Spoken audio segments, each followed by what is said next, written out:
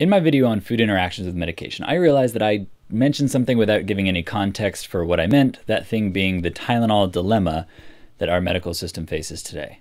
Here in the US, Tylenol is the brand name of N-acetyl-p-aminophenol, better known as acetaminophen or paracetamol, depending on where you live. It's used as an analgesic and as an antipyretic, but it's not usually considered an NSAID like ibuprofen, aspirin, or naproxen, though some evidence shows that it does have some weakly anti-inflammatory effects. When used properly, it's a very effective drug with little to no chronic effects of its use. However, 40 to 50% of cases of acute liver failure are due to acetaminophen overdose, with close to half of those being accidental. That means nearly 1 in 4 cases of acute liver failure are due to accidental acetaminophen overdose. So how do accidental overdoses happen? One contributing factor may be that the max recommended dose is 4,000 milligrams or about 8 500 milligram acetaminophen tablets per day. Taking as few as 2 extra pills per day can actually start to cause acute liver damage, and that number is even lower if combined with alcohol. The recommended daily dose can actually become dangerous. What makes this number even more tricky is the fact that over 600 medications have acetaminophen in it, 150 of those being over the counter, meaning you don't need a prescription for them. Prescription meds with acetaminophen in them accounted for nearly 60% of acetaminophen related deaths,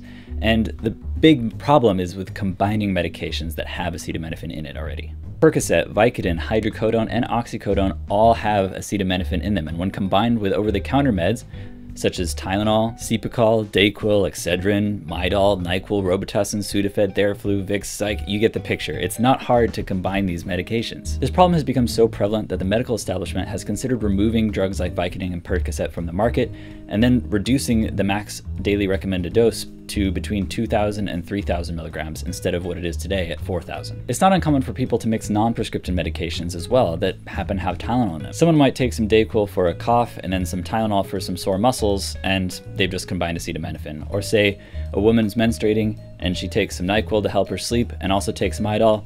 You've just overdone your acetaminophen for the day. Whether these medications end up being removed from the market or not, I really suggest that everyone take it upon themselves to know what they're taking. I would go so far as to recommend that you keep a small journal that just has what you took, what was in what you took, the specific drugs, how much you took it, and when. Not only will it help you keep track of what you've been taking in case of an emergency, but you might start to see these drugs overlapping and see that you're taking more than you really should be. As a medical first responder, I know that I'm gonna wanna know what you've been taking that day and how much and when and that kind of thing, and the hospital's really gonna wanna know what you've been taking. The libertarian side of me wants people to take it upon themselves, leave these drugs on the market, and just really trying to educate people and paying attention to what meds you're taking.